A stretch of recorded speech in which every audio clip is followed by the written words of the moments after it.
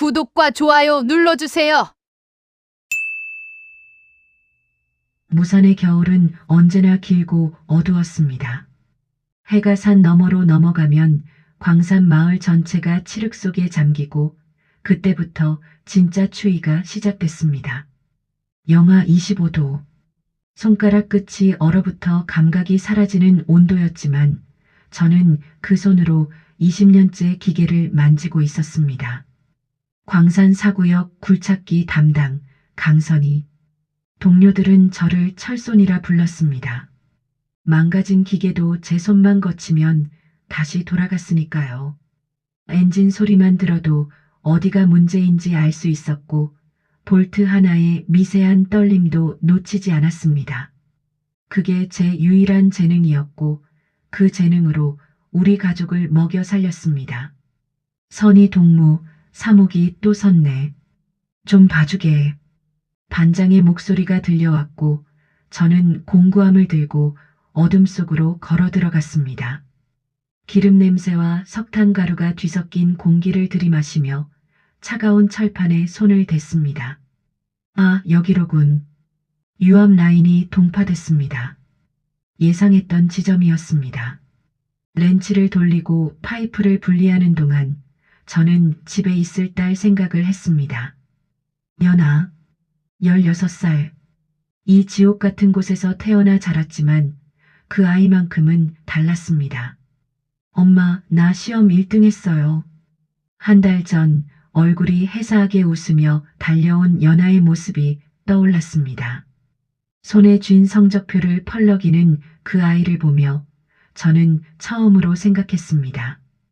이 아이는 여기서 벗어날 수 있을지도 모른다고. 대학? 평양의 대학. 그곳에 가면 따뜻한 방에서 공부하고 배불리 밥을 먹고 얼지 않은 손으로 책장을 넘길 수 있다고 했습니다. 선희 동무 다 됐나? 예, 지금 마무리합니다. 대답을 하고 마지막 볼트를 조이는데 갑자기 등 뒤에서 인기척이 느껴졌습니다. 돌아보니 광산 소장 최길남이 서 있었습니다. 저 자식, 왜 여기까지 내려왔지? 강동무, 수고가 많네. 잠깐 사무실로 올라오게. 최길남의 목소리는 언제나 그랬듯 기름지고 부드러웠습니다. 하지만 저는 알고 있었습니다. 저 목소리 뒤에 숨은 욕망을. 그가 원하는 게 뭔지. 사무실로 올라가는 철제 계단을 오르며 가슴이 두근거리기 시작했습니다. 뭔가 잘못됐다. 문을 열고 들어서자 최길남은 책상에 기대 앉아 담배를 피우고 있었습니다. 앉게 서 있겠습니다. 강동무는 여전히 강직하군. 좋아. 그럼 서서 들으시게. 자네 딸 연아 말일세. 그 순간 온몸의 피가 거꾸로 도는 것 같았습니다. 연아가 왜요? 훌륭한 학생이더군. 성적도 우수하고 내가 평양 간부 동무들한테 추천서를 써줄 수 있네. 대학 입학 보장할 수 있어. 최길남은 담배 연기를 길게 내뿜으며 말을 이었습니다. 대신 자네가 나한테 협조를 좀 해줘야겠네. 광산 기계 부품 몇 개만 빼돌려주게. 중국 쪽 거래처가 있거든. 간단한 일일세. 밀수. 그것도 국가재산 횡령. 저는 최길남의 눈을 똑바로 쳐다봤습니다. 못하겠습니다. 제 딸을 그런 식으로 대학 보내고 싶지 않습니다. 침묵이 흘렀습니다. 최길남의 얼굴에서 웃음기가 사라졌습니다. 강동무, 지금 내 제안을 거절하는 건가? 예. 최길남은 천천히 담배를 재떨이에 비볐습니다. 그리고 낮게, 아주 낮게 말했습니다. 후회하게 될 걸세. 저는 대꾸하지 않고 사무실을 나왔습니다. 계단을 내려가는 내내 무릎이 후들거렸지만 참았습니다. 집으로 돌아가는 길 눈발이 날리기 시작했습니다. 집 앞에 다다르자 안에서 희미한 불빛이 보였습니다. 연아가 촛불을 켜놓고 공부하고 있는 모습이었습니다. 문을 열자 아이가 고개를 들었습니다. 엄마 왔어요? 그래, 연아야. 저는 차가운 손으로 연아의 뺨을 쓰다듬었습니다. 아이의 얼굴은 너무 말랐고 볼에는 동상 자국이 남아 있었습니다. 이 아이를 지켜야 한다. 어떤 대가를 치르더라도. 그날 밤 저는 잠들지 못했습니다. 창밖으로 보이는 캄캄한 하늘을 바라보며 처음으로 생각했습니다. 이곳을 떠나야 할지도 모른다고. 최길남의 경고는 농담이 아니었습니다. 이틀 뒤 배급이 끊겼습니다. 식량 배급소 담당자는 눈도 마주치지 않은 채 장부를 넘기며 말했습니다. 강선이 가구, 이번 달 배급 없음. 상부 지시. 무슨 이유로요? 몰라. 나한테 묻지 말고 당 간부한테 가봐. 돌아서는 제 등 뒤로 줄 서 있던 사람들의 수군거림이 들렸습니다. 저 집, 뭔 일 있나 보네. 조심해야겠어. 집으로 돌아오는 길, 다리에 힘이 풀렸습니다. 배급이 없다는 건 곧 죽음을 의미했습니다. 장마당에서 무언가를 사려 해도 저에겐 돈이 없었습니다. 남편이 죽고 난 뒤 모아둔 돈은 고작 300원. 옥수수 한 대도 살 수 없는 금액이었습니다. 그날부터 연아는 밥을 굶기 시작했습니다. 엄마는 먹어요. 나 배 안 고파요. 아이는 거짓말을 했습니다. 배를 움켜쥔 채 이불 속에서 웅크린 연아의 떨리는 어깨를 보며 저는 이를 악물었습니다. 이 자식들 어떻게든 살아남아서 복수해주마. 나흘째 되던 날 저는 광산에서 몰래 구리선 몇 가닥을 빼냈습니다. 장마당 뒷골목에서 중국인 보따리 장수에게 팔아 옥수수 2대를 샀습니다. 그걸로 죽을 쓰고 연아에게 한 그릇을 떠주었습니다. 엄마, 맛있어요. 아이는 눈물을 글썽이며 숟가락을 뜨고 또 떴습니다. 그 모습을 보는데 가슴이 찢어지는 것 같았습니다. 이곳에선 우리 모두 죽는다. 그 생각이 머릿속을 지배하기 시작했습니다. 밤이 되면 남편의 무덤이 떠올랐습니다. 3년 전 겨울 굶주림으로 쓰러진 남편은 병원에도 가보지 못한 채 집에서 숨을 거뒀습니다. 마른 손으로 제 손을 꼭 쥐고 마지막으로 남긴 말. 연아만은 살려줘. 저는 그 약속을 지키지 못하고 있었습니다. 일주일째 되던 날 밤 저는 결심했습니다.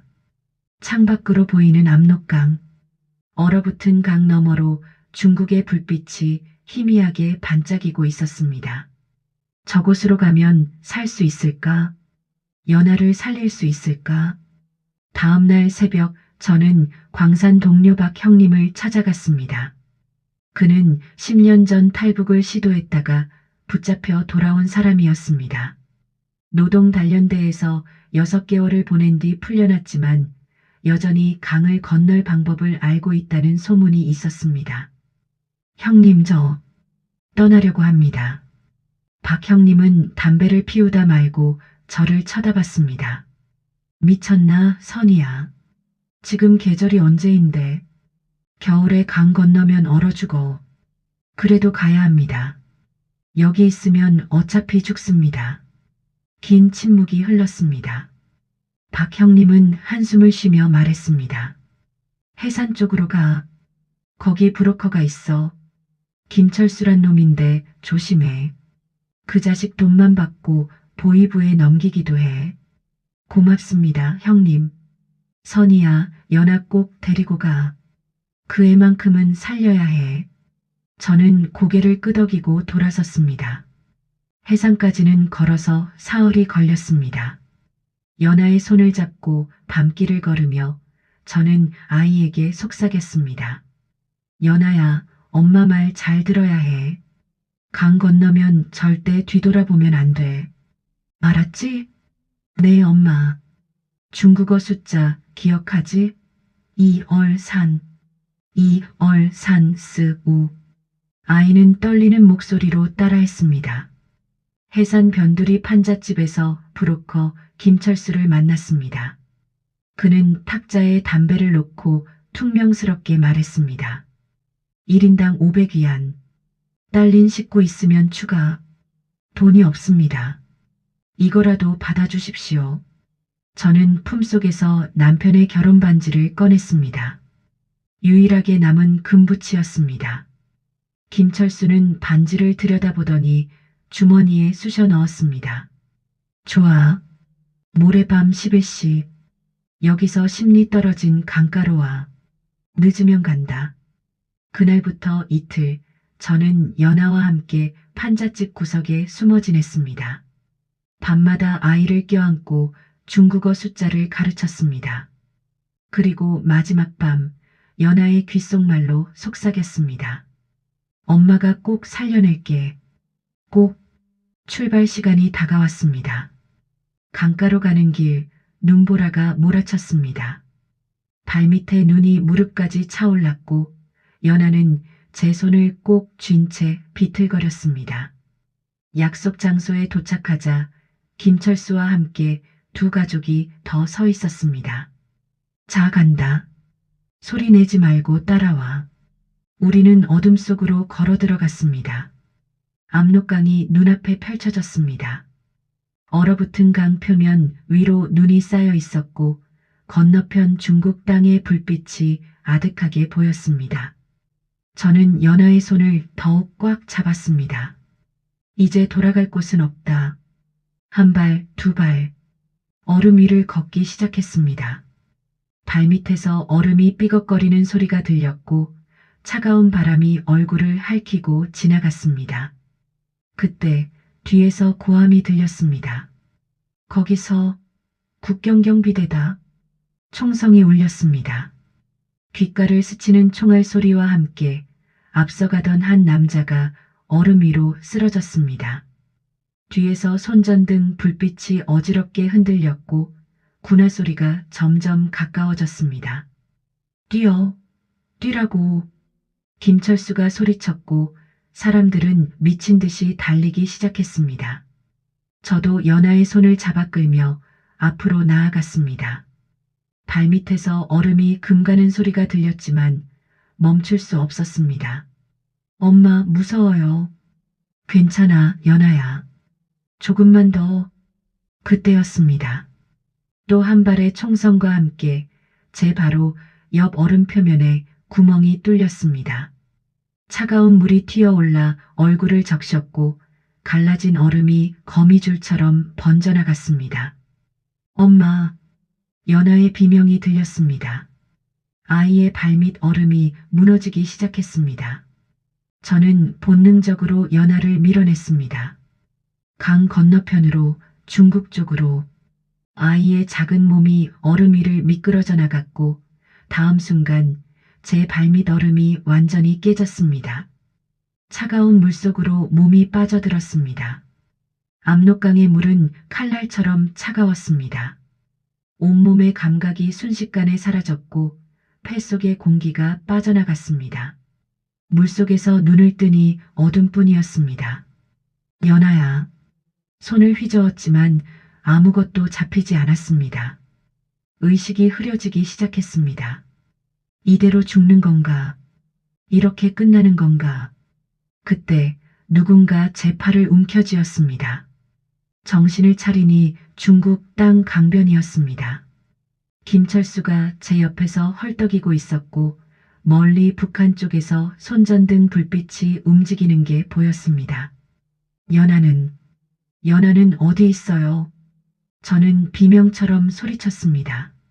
주변을 둘러봤지만 아이는 보이지 않았습니다. 그 애는 물에 빠졌어. 내가 당신만 건진 거야. 안 돼. 안 돼. 저는 다시 강으로 뛰어들려 했습니다. 하지만 김철수가 저를 붙잡았습니다. 미쳤어? 지금 들어가면 당신도 죽어. 경비대 오기 전에 여기서 떠나야 해. 놓아요. 내 딸이 거기 있다고요. 하지만 김철수는 저를 끌고 어둠 속으로 사라졌습니다. 저는 발버둥 쳤지만 소용없었습니다. 얼어붙은 몸은 제대로 움직이지도 않았습니다. 연하의 마지막 표정이 눈앞에 아른거렸습니다. 공포에 질린 눈동자, 엄마를 부르던 입술. 그날 밤 저는 말을 잃었습니다. 중국 변두리 마을의 한 헛간에 숨어 지내는 동안 입 밖으로 단 한마디도 나오지 않았습니다. 김철수는 며칠 뒤 돈을 챙겨 사라졌고 저는 홀로 남겨졌습니다. 몸은 살아있었지만 마음은 죽어 있었습니다. 한 달이 지났을까? 조선족 아주머니 하나가 저를 발견했습니다. 아이고, 이 사람 여기서 뭐 하는 거야? 얼어 죽게 생겼네. 아주머니는 저를 자기 집으로 데려갔습니다. 따뜻한 방에 누워 죽을 먹으면서도 저는 눈물 한 방울 흘리지 못했습니다. 당신 탈북자지? 말 안 해도 알아. 걱정 마라. 나도 옛날에 넘어온 사람이야. 아주머니는 저에게 공장 일자리를 소개해줬습니다. 옌지 시내에서 1시간 떨어진 봉제 공장이었습니다. 거기 사장이 나쁜 사람은 아니야. 탈북자들 많이 써. 신분증 없어도 일은 시켜줘. 저는 고개를 끄덕였습니다. 말은 여전히 나오지 않았지만 손은 움직일 수 있었습니다. 봉제 공장은 지옥이었습니다. 하루 16시간 노동, 화장실 가는 시간조차 정해져 있었고 밥은 하루 2끼 식은 만두와 시커먼 국물이 전부였습니다. 하지만 저는 불평하지 않았습니다. 불평할 입이 없었으니까. 석 달째 되던 날 공장의 재봉틀 한 대가 고장났습니다. 사장이 수리공을 불렀지만 고쳐지지 않았습니다. 기계는 멈춰섰고 생산 라인 전체가 마비됐습니다. 저는 공구함을 들고 그 재봉틀 앞에 섰습니다. 손이 기억하고 있었습니다. 광산에서 20년간 기계를 만지던 그 손이 드라이버로 나사를 풀고 내부를 들여다보고 끊어진 전선을 찾아냈습니다. 30분 뒤 재봉틀은 다시 돌아가기 시작했습니다. 사장이 다가왔습니다. 당신 기계 고칠 줄 알아? 저는 고개를 끄덕였습니다. 좋아. 내일부터 당신은 공장 기계 담당이야. 월급도 더 줄게. 그날부터 저는 공장의 모든 기계를 관리했습니다. 재봉틀, 프레스, 보일러. 망가진 것들을 고치고 삐걱거리는 것들을 조율했습니다. 손을 움직이는 동안만큼은 연하 생각을 잊을 수 있었습니다. 3년이 흘렀습니다. 어느 날 공장에 한국 NGO 활동가가 찾아왔습니다. 탈북자들을 돕는 단체였습니다. 한국 가고 싶은 사람 있어요? 우리가 도와드릴 수 있습니다. 다른 노동자들은 수군거렸지만 아무도 나서지 않았습니다. 붙잡히면 북송된다는 공포 때문이었습니다. 저는 그 활동가 앞에 섰습니다. 그리고 3년 만에 처음으로 입을 열었습니다. 갈 수 있을까요? 목소리는 갈라졌고 떨렸습니다. 하지만 분명히 나왔습니다. 활동가는 제 손을 꼭 잡았습니다. 물론이죠. 당신은 이미 충분히 버텨냈어요. 한국행 절차는 길고 험난했습니다. 제3국을 거치고 서류를 작성하고 신문을 받았습니다. 하나원에서 석 달을 보냈습니다. 그리고 마침내 대한민국 땅을 밟았습니다. 안산이라는 도시였습니다. 작은 원룸을 배정받고 정착 지원금을 받았습니다. 그날 밤 혼자 남은 방에서 전등 스위치를 켜고 껐습니다. 켜고 끄고 켜고 끄고 불빛이 들어오는 게 신기했습니다. 스위치만 누르면 환해지는 세상이. 그리고 처음으로 3년 만에 처음으로 눈물이 흘러나왔습니다. 연아야, 엄마 여기까지 왔어. 근데 너는 없구나. 저는 바닥에 주저앉아 울었습니다. 소리 없이 길게 밤새도록 새벽이 밝아올 때까지. 안산에서의 삶은 예상과 달랐습니다. 자유로운 땅이라고 했지만 저에게 자유란 낯선 것이었습니다. 마트에 가면 물건이 넘쳐났고 거리에는 자동차가 줄지어 달렸습니다. 사람들은 휴대폰을 들여다보며 걸었고 밤이 되어도 도시는 환했습니다. 하지만 저는 그 속에서 점점 작아졌습니다. 구직센터에서 일자리를 소개받았습니다. 식당 설거지, 청소, 공장 야간 작업, 면접을 보러 갈 때마다 같은 질문을 받았습니다. 경력이 어떻게 되세요? 광산에서 기계 수리를 했습니다. 아, 그게 여기서 쓸 수 있는 기술인가요? 면접관의 애매한 미소 뒤로 저는 불합격 통보를 받았습니다. 한 번, 두 번, 10번. 숫자를 세다가 그만뒀습니다. 결국 저는 반월공단 구석의 고철수거 업체에 취직했습니다. 사장은 김만수라는 60대 남자였습니다. 구부정한 허리에 담배 냄새가 밴 사람이었지만 눈빛만큼은 따뜻했습니다. 탈북자시죠? 괜찮아요.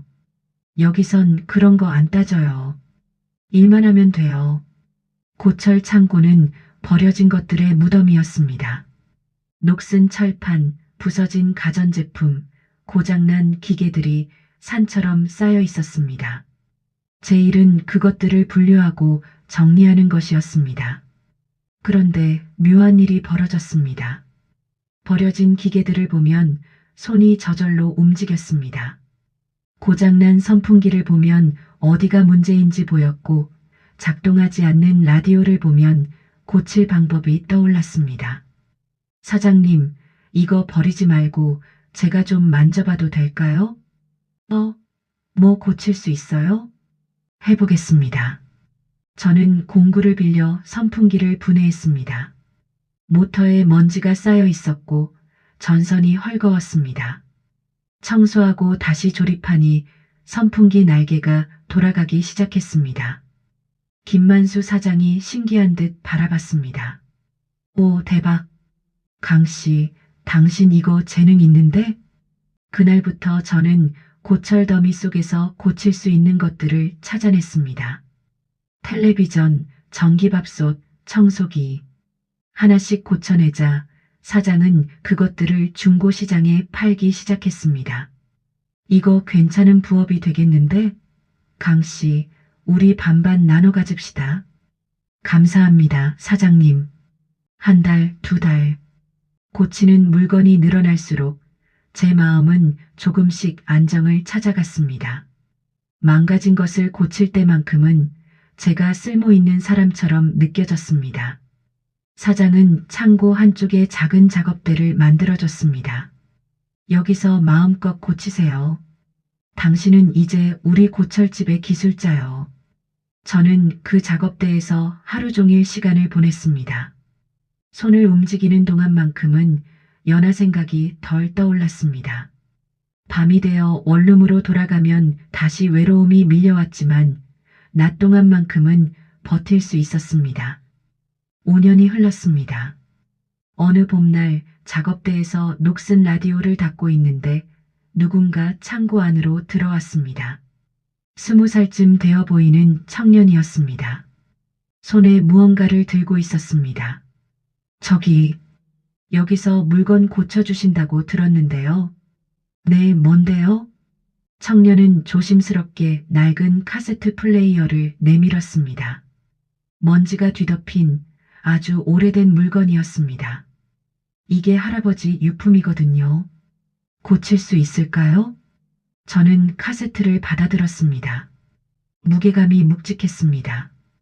뚜껑을 열자 안에 테이프 하나가 꽂혀 있었습니다. 테이프가 들어있네요. 네, 그것도 같이 좀 들어봐야 하는데 플레이어가 고장나서요. 저는 카세트를 작업대에 올렸습니다. 배터리 부분이 부식되어 있었고 헤드가 더러웠습니다. 차근차근 분해하고 녹을 제거하고 새 배터리를 넣었습니다. 1시간쯤 지났을까? 재생 버튼을 눌렀습니다. 찌직 마이너스 하는 잡음 뒤로 소리가 흘러나왔습니다. 엄마, 나 연아야. 순간 온몸이 얼어붙었습니다.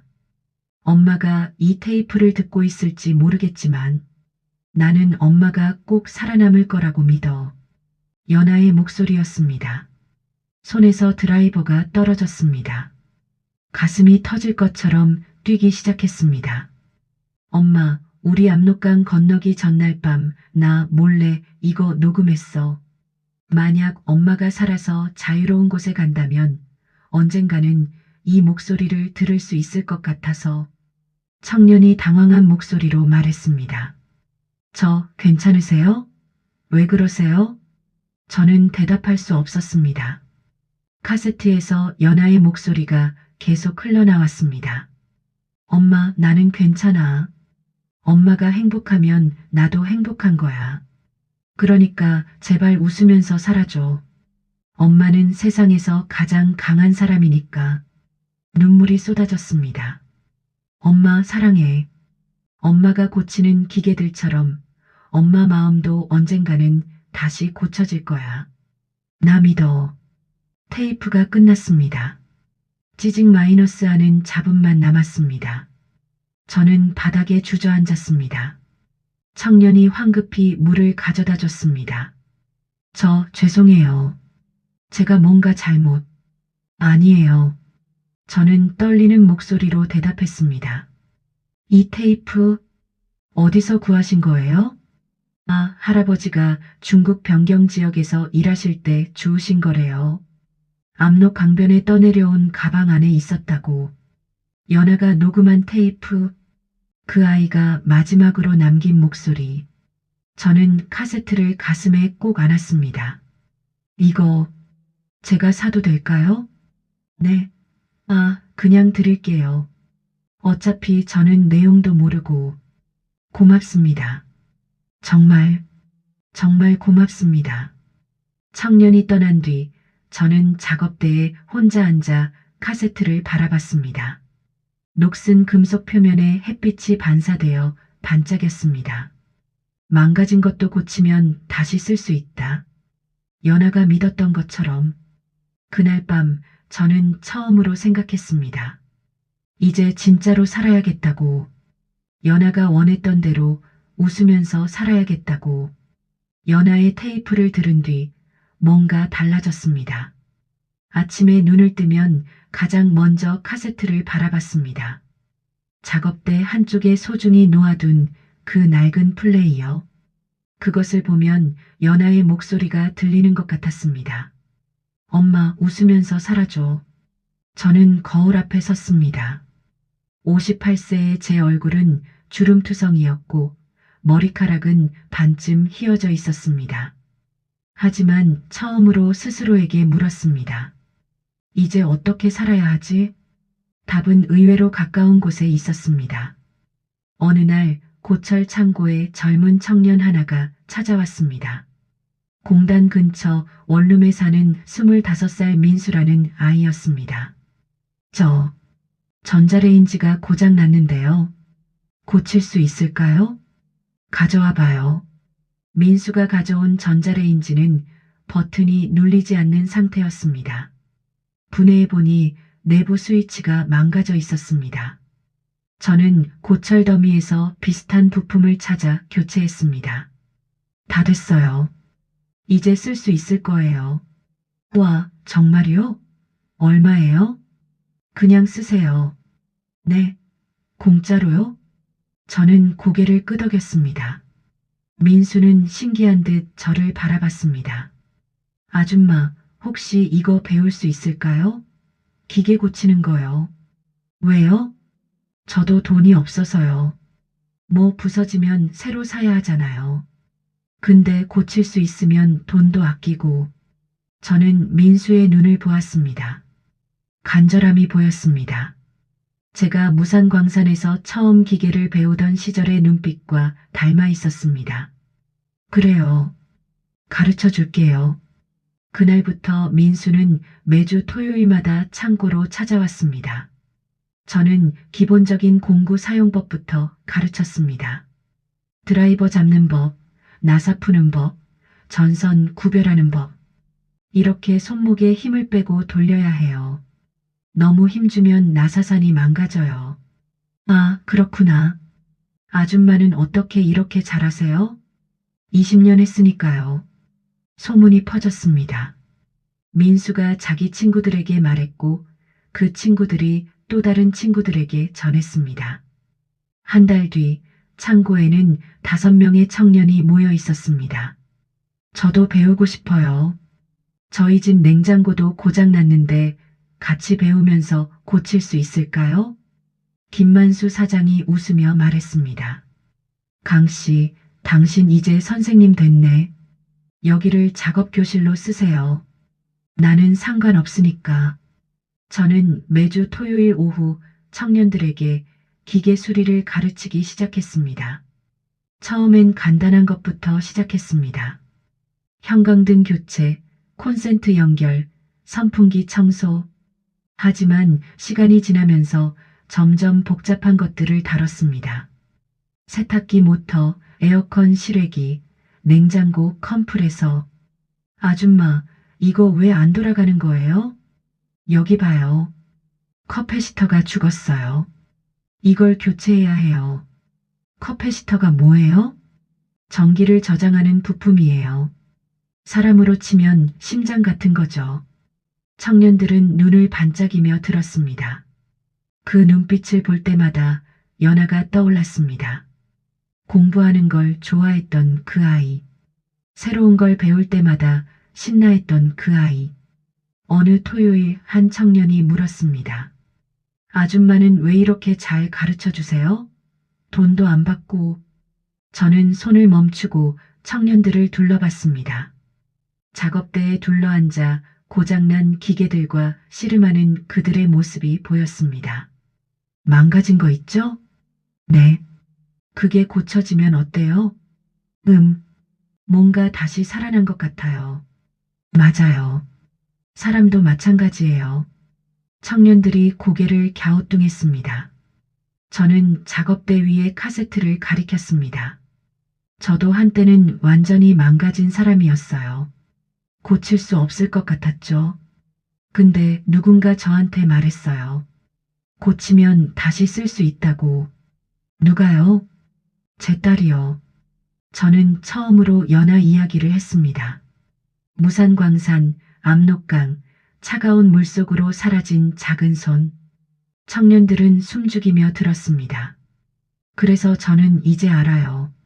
살아있다는 건 아직 고칠 수 있다는 뜻이라는 걸. 민수가 조심스럽게 물었습니다. 아줌마, 그럼 이제는 괜찮으세요? 저는 잠시 생각했습니다. 괜찮냐고? 아니, 괜찮지 않았습니다. 밤마다 여전히 연하가 떠올랐고 가슴은 여전히 아팠습니다.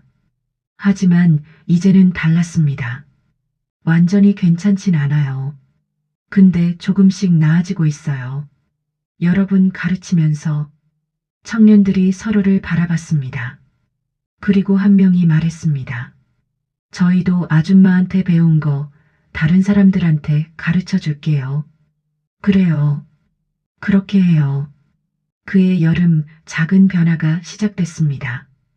제자들이 또 다른 사람들을 데려왔고 토요일 교실은 10명, 20명으로 불어났습니다. 창고가 좁아지자 사장은 옆 건물을 빌려줬습니다. 강 씨, 당신 이거 제대로 된 사업 아니요? 간판이라도 하나 달까요? 무슨 간판이요?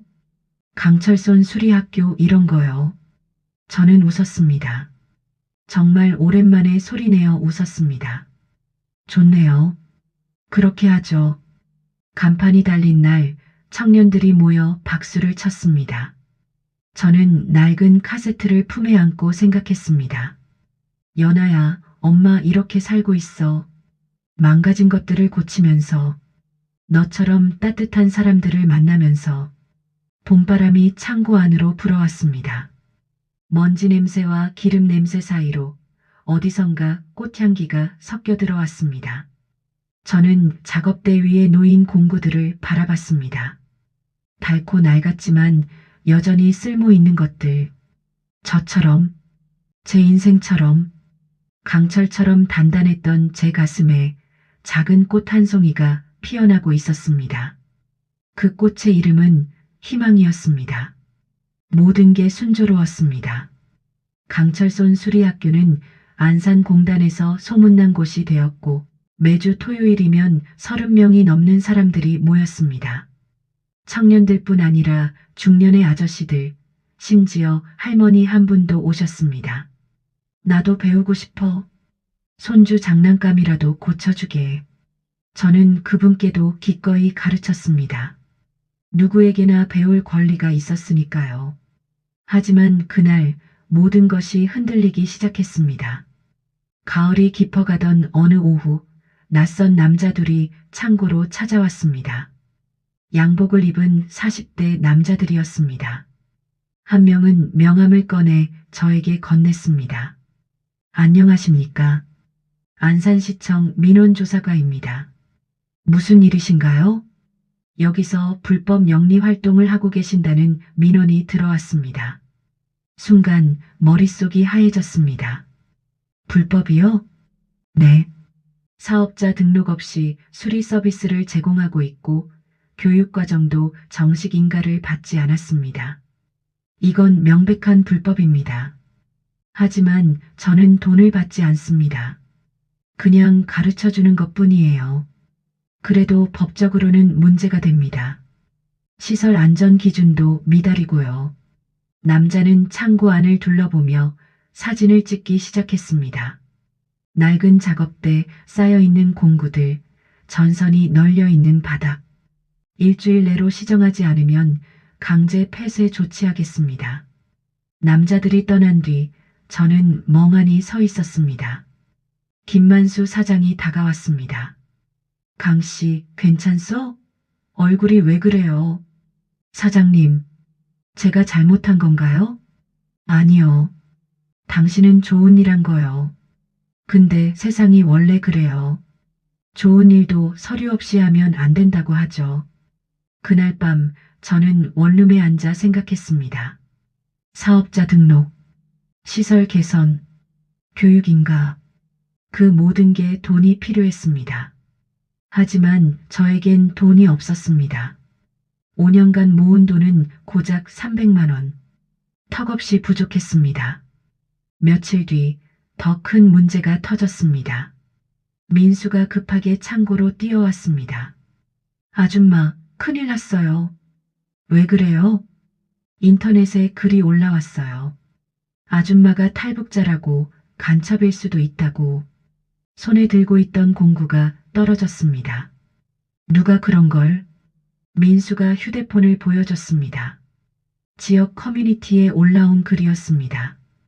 안산공단의 수리교실 운영자가 탈북자, 신원불명의 인물이 청년들을 모아 뭔가 수상한 활동을 하고 있음. 당국의 조사가 필요함. 댓글들이 달려 있었습니다. 진짜요? 무섭네요. 탈북자 조심해야 한다던데. 간첩 아닐까요? 가슴이 무너지는 것 같았습니다. 저는 아무 잘못도 하지 않았습니다. 그저 제가 아는 것을 나눴을 뿐이었습니다. 하지만 세상은 저를 의심하고 있었습니다. 그날 저녁 토요일 수업이 있었습니다. 하지만 오는 사람이 절반도 되지 않았습니다. 남은 사람들도 어색한 표정으로 저를 바라봤습니다. 한 청년이 조심스럽게 물었습니다. 아줌마, 그 글 사실이에요? 탈북자라는 건 사실이에요. 하지만 간첩은 아니에요. 아, 그렇구나. 청년은 고개를 끄덕였지만 눈빛은 예전과 달랐습니다. 의심. 그 작은 씨앗이 그들의 마음속에 심어진 게 보였습니다. 수업이 끝난 뒤 사람들은 빠르게 떠났습니다. 민수만 남아 저를 바라봤습니다. 아줌마, 저는 믿어요. 아줌마가 나쁜 사람 아니라는 거. 고마워요, 민수야. 근데 다른 사람들은 아닐 것 같아요. 사람들이 무서워하거든요. 저는 고개를 끄덕였습니다. 알고 있었습니다. 다음 주 토요일 오는 사람은 5명 뿐이었습니다. 그 다음 주는 3명. 그리고 그 다음 주는 민수 혼자였습니다. 아줌마 미안해요. 제가 친구들한테 말했는데도 괜찮아요. 내 잘못이 아니야. 저는 빈 작업대를 바라봤습니다. 한 달 전만 해도 사람들로 가득했던 이곳이 이제는 텅 비어 있었습니다. 그날 밤 김만수 사장이 조심스럽게 말했습니다. 강 씨, 미안한데 건물주가 계약 갱신 안 한대요. 여기 소문 때문에 다른 세입자들이 불안해한다나 뭐라나? 알겠습니다, 사장님. 정말 미안해요. 내가 할 수 있는 게 없네. 저는 사장의 손을 꼭 잡았습니다. 아니에요. 지금까지 도와주셔서 감사했어요. 그날 밤 원룸으로 돌아와 카세트 플레이어를 켰습니다. 연아의 목소리가 흘러나왔습니다. 엄마, 웃으면서 살아줘. 하지만 이번엔 웃을 수가 없었습니다. 창밖을 보니 비가 내리기 시작했습니다. 가을비. 차갑고 끝없는 빗줄기가 창문을 때렸습니다. 저는 바닥에 주저앉았습니다. 왜 이렇게 된 걸까? 뭘 잘못한 걸까? 그저 좋은 일을 하려 했을 뿐인데. 핸드폰이 울렸습니다. 모르는 번호였습니다. 받자 낯선 남자의 목소리가 들렸습니다. 강선혜 씨죠? 당신 때문에 우리 동네가 시끄러워요. 그냥 조용히 사세요. 탈북자 주제에 전화가 끊겼습니다. 손이 떨렸습니다. 핸드폰을 내려놓으니 또 울렸습니다. 또 다른 번호, 또 다른 욕설. 저는 전원을 껐습니다. 그리고 어둠 속에 앉아 오랜만에 생각했습니다. 차라리 죽는 게 나았을까? 압록강 그날 연아와 함께 물속으로 가라앉는 게 나았을까? 밤은 길었고 비는 그치지 않았습니다. 작업대 위의 공구들이 흐릿하게 보였습니다.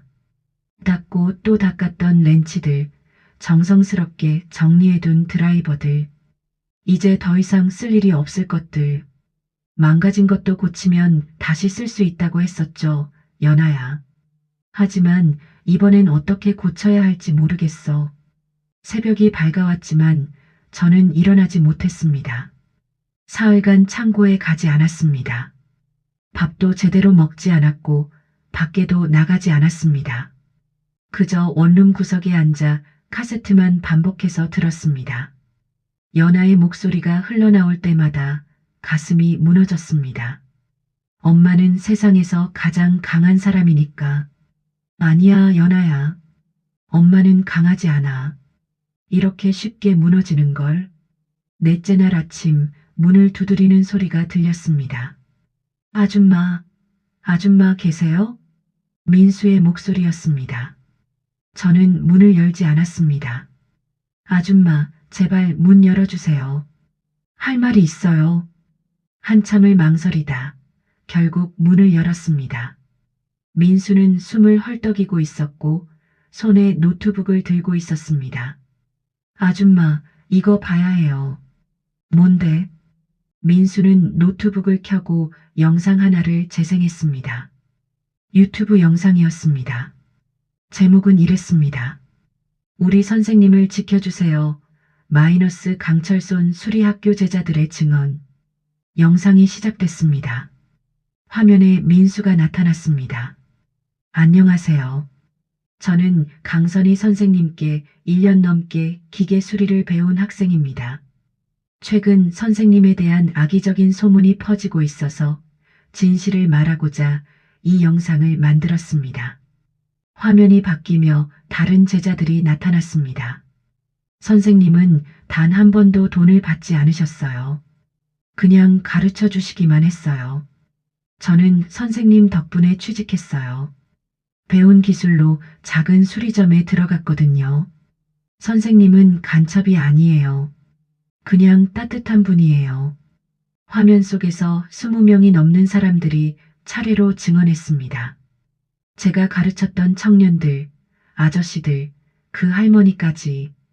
우리가 선생님을 지켜야 합니다. 영상이 끝났습니다. 조회수는 벌써 5만을 넘어서고 있었습니다. 민수야, 아줌마, 우리가 가만히 있을 수 없잖아요. 아줌마가 우리한테 해준 게 얼마나 많은데. 눈물이 쏟아졌습니다. 저는 민수를 꼭 껴안았습니다. 고마워. 정말 고마워. 그날 오후 기적 같은 일이 일어났습니다. 영상이 언론에 보도됐습니다. 지역 신문사가 먼저 기사를 냈고 곧 방송사들이 따라왔습니다. 탈북민 출신 수리기술자, 무료 교육으로 청년들에게 희망을. 악의적 소문에 맞선 제자들의 반격, 감동의 증언 영상 화제. 핸드폰이 다시 울리기 시작했습니다. 이번엔 욕설이 아니었습니다. 강선희 선생님이시죠? 저는 경기도 사회적기업지원센터입니다. 지원 프로그램을 말씀드리고 싶어서요.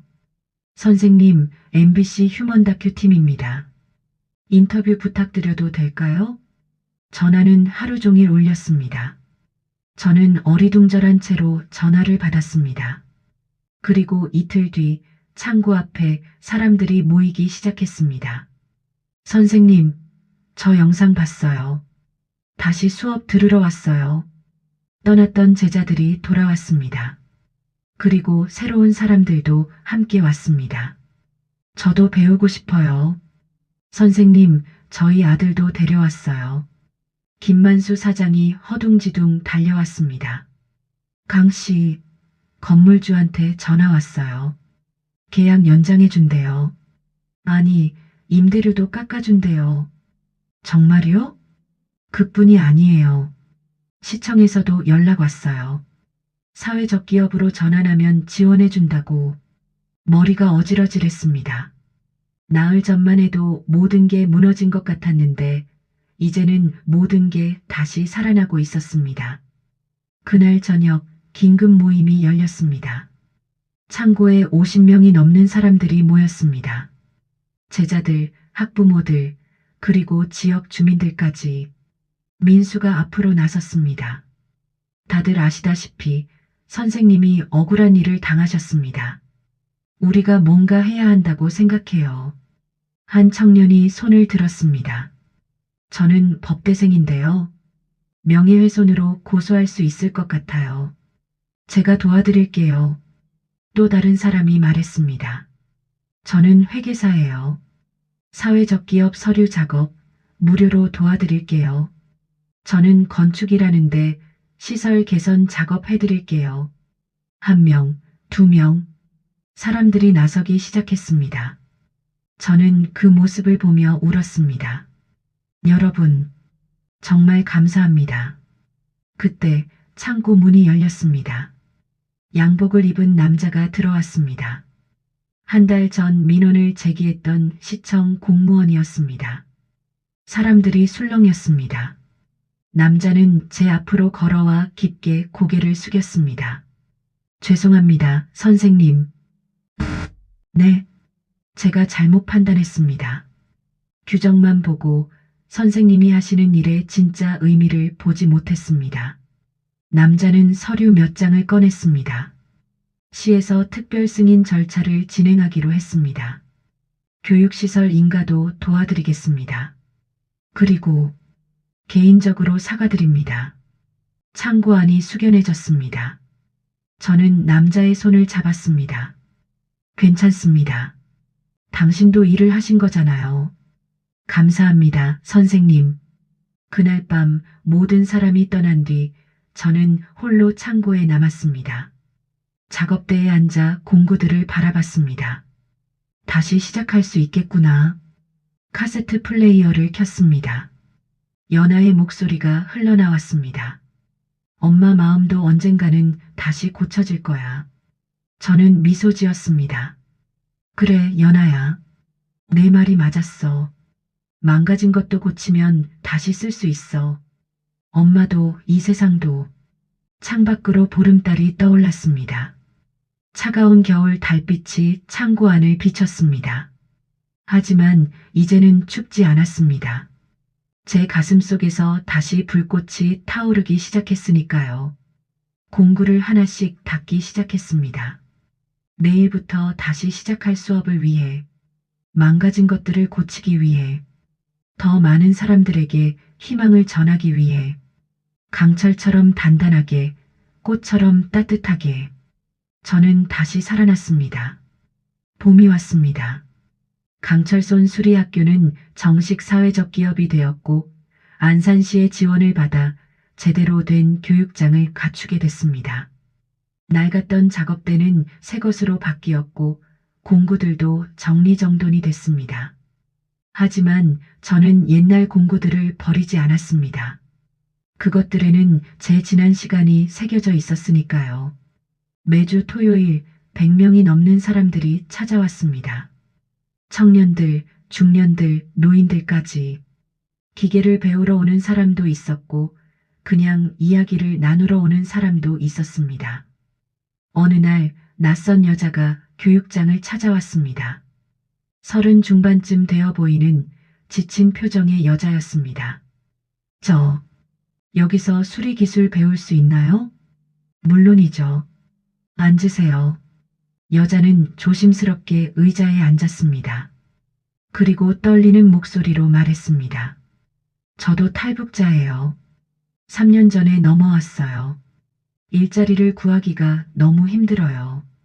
저는 여자의 손을 꼭 잡았습니다. 거칠고 갈라진 손이었습니다. 제 손과 똑같았습니다. 할 수 있어요. 저도 했으니까요. 여자의 눈에서 눈물이 흘러내렸습니다. 그날부터 그녀는 가장 열심히 배우는 제자가 됐습니다. 이름은 김미선. 함경남도 출신이었습니다. 석 달 뒤 미선은 작은 수리점에 취직했습니다. 선생님, 저 합격했어요. 축하해요, 미선 씨. 저도 나중에 선생님처럼 다른 사람들 도와주고 싶어요. 그래요. 그렇게 해요. 여름이 지나고 가을이 왔습니다. 방송국에서 연락이 왔습니다. 대통령 주간 국민포상 후보에 올랐다는 통보였습니다. 시상식 날 저는 생전 처음으로 한복을 입었습니다. 민수와 제자들이 함께 청와대까지 따라왔습니다. 대한민국 국민훈장 강선이 무대로 걸어 올라갔습니다. 대통령이 훈장을 걸어주며 악수를 청했습니다. 수고 많으셨습니다. 당신은 진정한 대한민국 국민입니다. 그 말을 듣는 순간 눈물이 쏟아졌습니다. 저는 대한민국 국민이 됐습니다. 더 이상 탈북자가 아니었습니다. 연아야, 엄마 여기까지 왔어. 그날 밤 교육장에서 작은 축하 파티가 열렸습니다. 민수가 대표로 편지를 읽었습니다. 선생님은 저희에게 기술만 가르쳐 주신 게 아니에요. 망가진 것도 다시 고칠 수 있다는 희망을 가르쳐 주셨어요. 저는 케이크 위의 촛불을 바라봤습니다. 눈을 감고 소원을 빌었습니다. 연아야, 엄마는 이제 괜찮아. 내가 원했던 대로 웃으면서 살고 있어. 촛불을 불었습니다. 사람들이 박수를 쳤습니다. 겨울이 다시 왔습니다. 어느 토요일 오후 수업을 마치고 작업대를 정리하는데 창밖으로 눈이 내리기 시작했습니다. 저는 카세트 플레이어를 켰습니다. 엄마 사랑해. 나도 사랑해, 연아야. 문이 열리며 민수가 들어왔습니다. 선생님, 내일 신입 교육생들 오는 거 아시죠? 20명이나 된대요. 알아요. 준비 다 됐어요. 선생님, 저 다음 달에 결혼해요. 줄에 서주실 수 있으세요? 내가? 네. 선생님이 저를 다시 일으켜 세워주셨잖아요. 가슴이 뜨거워졌습니다. 그래요. 기꺼이 해줄게요. 민수가 떠난 뒤 저는 작업대에 앉아 공구들을 바라봤습니다. 닳고 낡았지만 여전히 쓸모 있는 것들.